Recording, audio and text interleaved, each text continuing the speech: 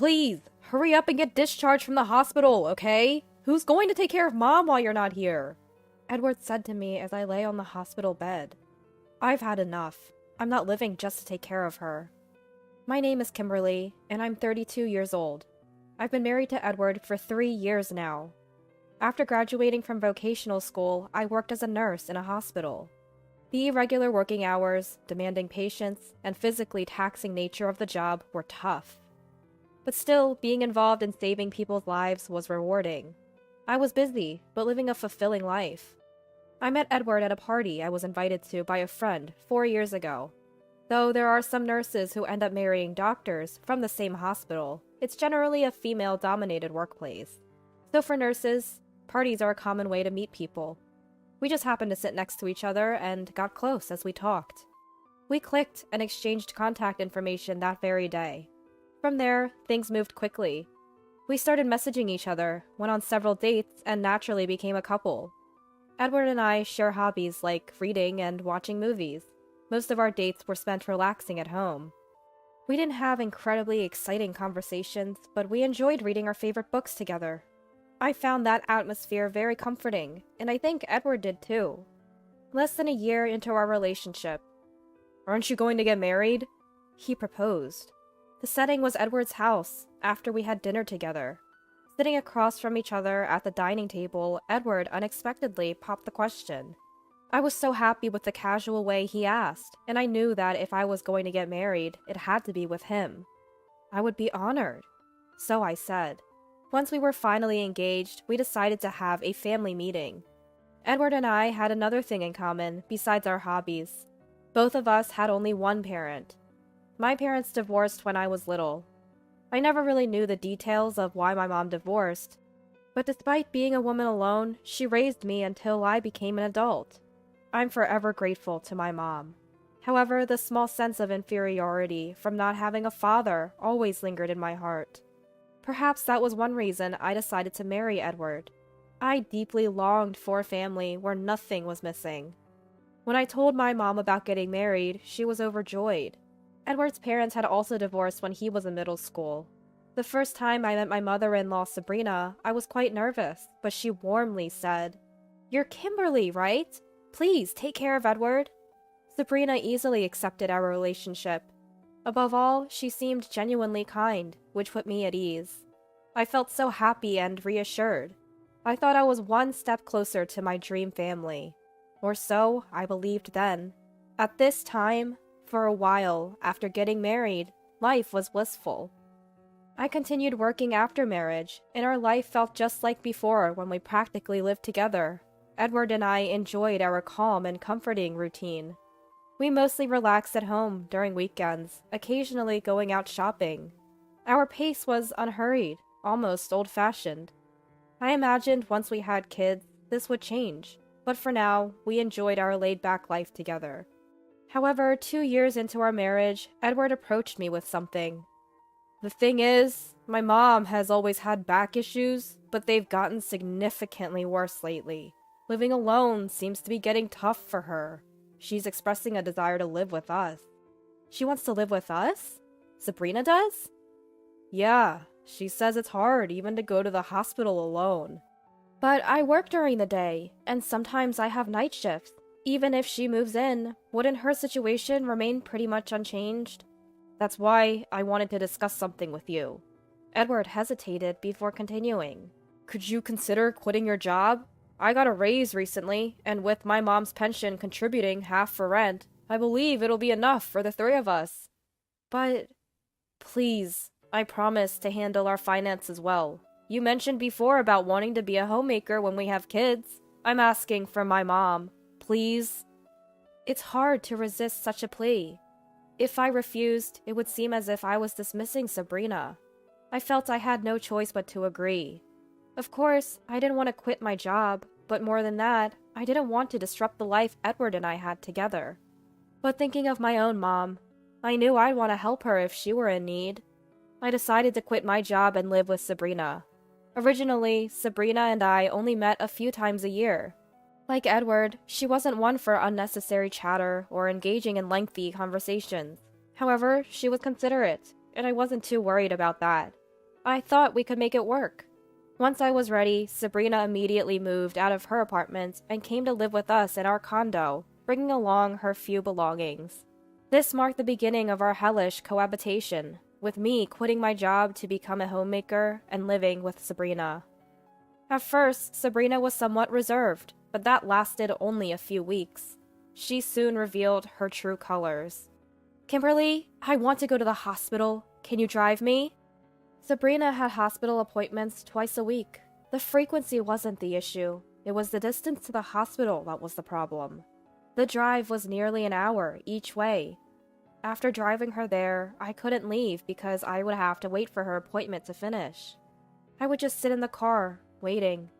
When the appointment was over, she would get in the car, and without a word of thanks or even apology for the wait, she would say, "Let's go." Not a single word to thank you for keeping me waiting. She sat in the back seat like she was some company executive or a congressperson.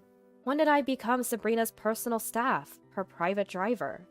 And that's not all. She even complained about the music I played in the car. "The music you play is barbaric. It's driving me crazy. What is this? It's unbearable. Turn it off right now. I brought a CD today, so play this instead." And out comes a top 10 oldies CD. I'm fully aware that there are good oldies songs, but listening to them on repeat was driving me insane. After the 2-hour round trip, by the time we got home, it was already evening. Without a break, I had to start preparing dinner, cleaning the bathroom, and folding the laundry. All the while, Sabrina, claiming back pain as an excuse, didn't lift a finger to help. Instead, she would be in her room, watching TV and laughing out loud.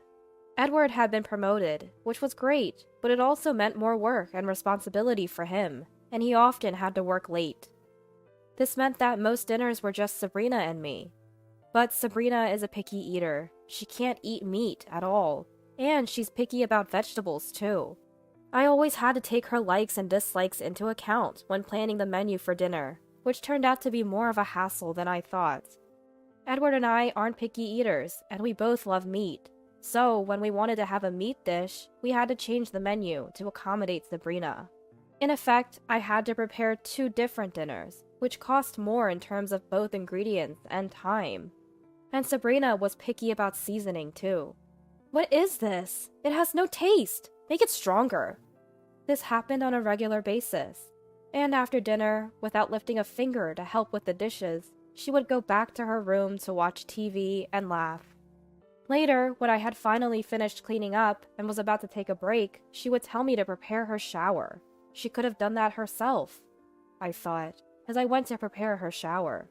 And sometimes, from the shower room, I would hear, "Kimberly? Kimberly!" Rushing over, thinking something was wrong, she would say, "What's this? The water is lukewarm. Are you trying to freeze me to death?" I've never heard of anyone freezing to death in a shower room. How inconsiderate! While listening to Sabrina's yelling, a sharp pain shot through my stomach. Is this the relationship between a daughter-in-law and Sabrina? I thought about consulting Edward, asking him to do something about it, but... "Sorry, but please bear with it. Mom must be stressed out and wants to vent," he said, brushing off my concerns and doing nothing to help. Recently, the thought of divorce had crossed my mind more and more. But since I quit my job, I don't have my own bank account. I have no money to spend freely, and the anxiety of not finding a job right away after divorcing made it difficult to make up my mind. The harassment from Sabrina got worse day by day. If the car shook even a little, "Drive more gently, it's dangerous." If I accidentally served something Sabrina didn't like, "Are you embarrassing me on purpose because you know I can't eat this? Make it again. If you don't have the ingredients, go buy them." Reluctantly, I went to the supermarket, bought new ingredients, and made the meal again, only for her to say, "This is disgusting. I can't eat it." And with that, she would take the plates straight to the kitchen and deliberately throw away the food I made. Each time she did that, a sharp pain would shoot through my stomach. By this point, just seeing Sabrina's face would make my stomach hurt. Even if I consulted Edward, his response was always the same. He just kept telling me to bear with it. In the end, Edward cared more about his mom than his wife. Honestly, I was becoming just as intolerant of Edward's attitude as I was of Sabrina's. The holidays we used to spend leisurely together were now spent with Edward locking himself in his room and Sabrina locking herself in hers, leaving me alone in the living room, busy with housework. I missed the days when it was just Edward and me. Now those peaceful times are gone. What did I get married for? And then one day, my body reached its limit. One morning, after seeing Edward off, I stood in the kitchen to prepare Sabrina's breakfast when a pain I had never felt before attacked me. Being a former medical professional, I knew immediately that something was wrong. Bearing the unbearable pain, I called an ambulance myself. Sabrina just looked on with disinterest. The doctor diagnosed me with stress-induced gastric ulcer. No wonder it hurt. Apparently, I need to be hospitalized for about 2 weeks. When I called my mom, she came right away, even though she was far away. Seeing my mom for the first time in a while, tears overflowed. I told her everything. About Edward, about Sabrina. She just listened kindly, and my heart felt much lighter. In the end, Edward and Sabrina didn't even come to the hospital that day. Only my mom stayed by my side. The next day at noon, Edward finally showed up. What showed on his face was not concern for me, but rather fatigue. The first words out of his mouth were, "When can you be discharged?"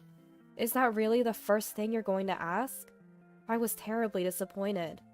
I couldn't forget the life we had before Sabrina came, and it seems I still had expectations for Edward.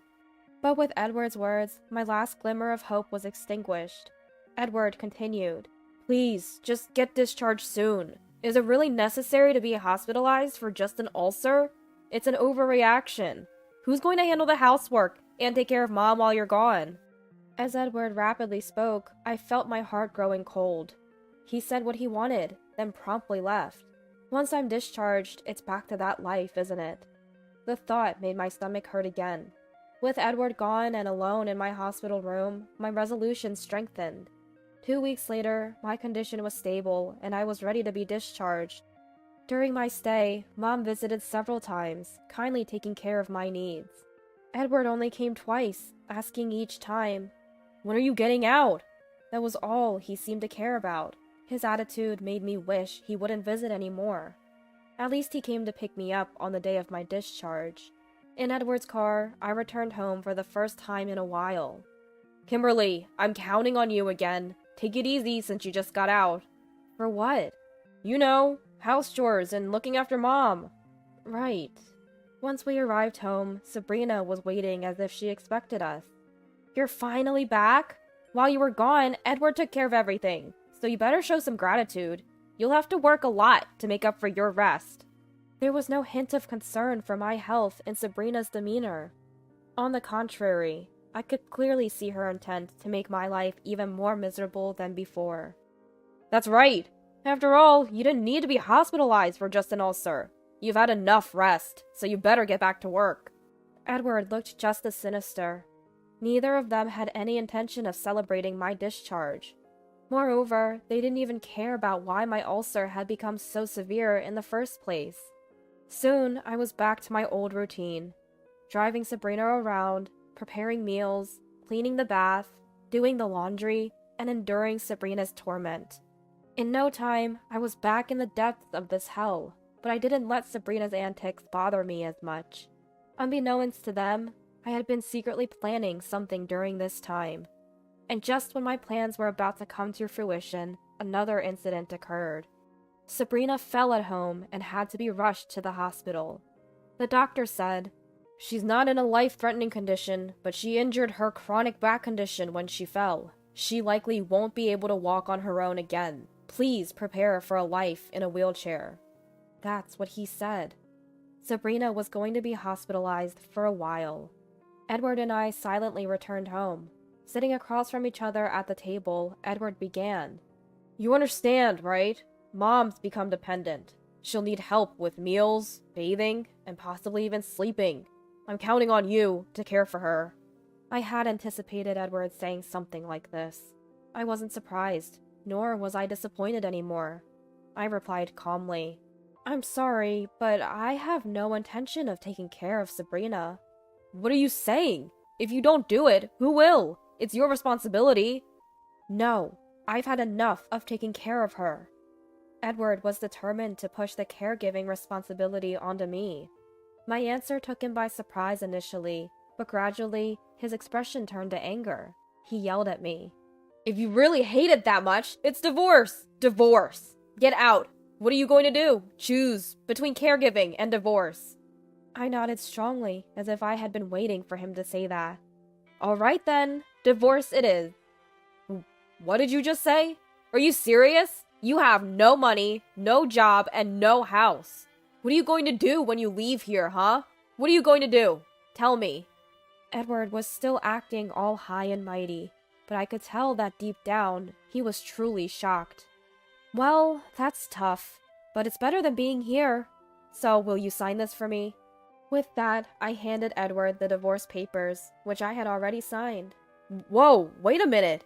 Are you really going to go through with a divorce? Don't act tough. Where are you going to go? Anywhere is fine. Now will you hurry up and sign the divorce papers? You are the one who brought it up after all. Edward was panicking, but since he was the one who brought it up, he had no choice but to sign the divorce papers. I snatched the papers from him and headed towards the entrance. After putting on my shoes, I turned to Edward and told him, just like you said, I didn't have money, a job, or a house before. But did you notice? While I was hospitalized, Mom came to visit me all the time. Yeah, I guess so. Mom listened to my story and offered to help. You didn't know, did you? My mom is the head nurse at a local state university hospital. What? And since Mom has a lot of connections, she quickly reached out to her acquaintances when I told her I was looking for a job. I really owe Mom a lot for helping me out this time. She introduced me to a job and even lent me the initial cost for renting an apartment. Edward seemed to have realized too late that he was being left behind. He glared at me with resentment. Just then, my mobile phone rang. It was a call from Sabrina. Kimberly, bring the things to the hospital. Sabrina was apparently still planning on bossing me around, even from the hospital, but that wasn't going to happen. Sabrina! Oh wait, I mean, ex-husband Sabrina. Sorry. What? I just had Edward sign the divorce papers, so you and I are now strangers. So could you please ask Edward for favors instead? What the hell? I didn't agree to any divorce. This is a joke, right? Bring the things now. I took a deep breath and yelled back at her. Shut up! I'm telling you, I don't want to take care of you anymore. If you want someone to take care of you, ask your dear son. Sabrina was taken aback for a moment on the other end of the line, but she had more guts than Edward. She screamed back at me. I ignored her and hung up the phone. And then I blocked her number. So, with that said, goodbye. Take care of it yourself. Wait! There's no way I can take care of Mom. Please, please, Kimberly. I'm sorry. Goodbye. With those words, I closed the front door and left the house. Suddenly, I felt lighter. When I looked up, the stars were twinkling, as if to celebrate my new beginning. The next day, I promptly filed for divorce at the city hall, and it was granted. I consulted with my lawyer, and we were able to establish that the emotional harassment by Sabrina and Edward was grounds for a divorce. We also filed for compensation. I started my new life in a rented apartment that I had arranged beforehand. I got a job as a nurse at a hospital, introduced to me by my mom. I realized once again how important it is to have a skill in hand. I am grateful to my mom, who, despite being a woman alone, sent me to vocational school. Returning to society made me a bit anxious, but it was a piece of cake compared to living with Sabrina. I can't thank my mom enough for all the trouble I've caused her. Once things settle down, I'll take her on a trip. Time flew by as I got busy with work, and before I knew it, months had passed since the divorce. Then one day, I received a call from Edward while I was at work.